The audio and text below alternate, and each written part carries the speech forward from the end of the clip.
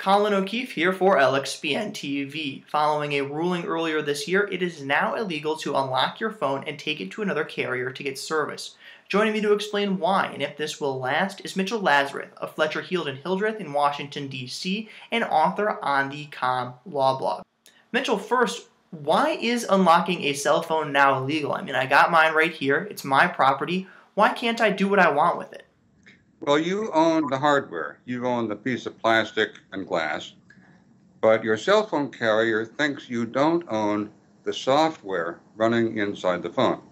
They think you only have a license to use that software, and they set the terms under which you use it, and you agreed to those terms back when you clicked I agree when you bought your phone without reading the fine print.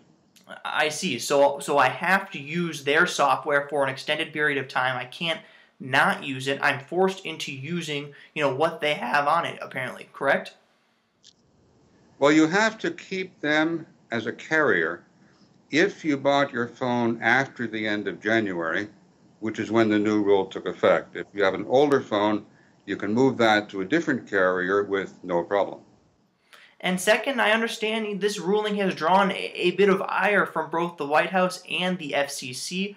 What have you seen from both of these parties, and do you expect the ban to stay the same?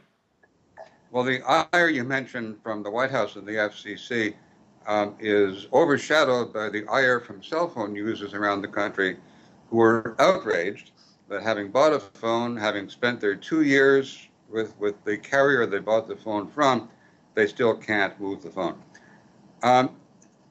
The problem is that the rule that limits transfer of the phone is a rule written into a statute by Congress. And the only body currently having authority to interpret that rule or make exceptions is the Librarian of Congress, who is the person who put into place the rule that we all don't like. For the FCC to act, or the White House to act, probably Congress would have to step in and give the FCC jurisdiction over this particular issue, which the FCC does not currently have. I mean, with the current landscape of Congress, many people don't expect them to be able to agree on many things or get things done.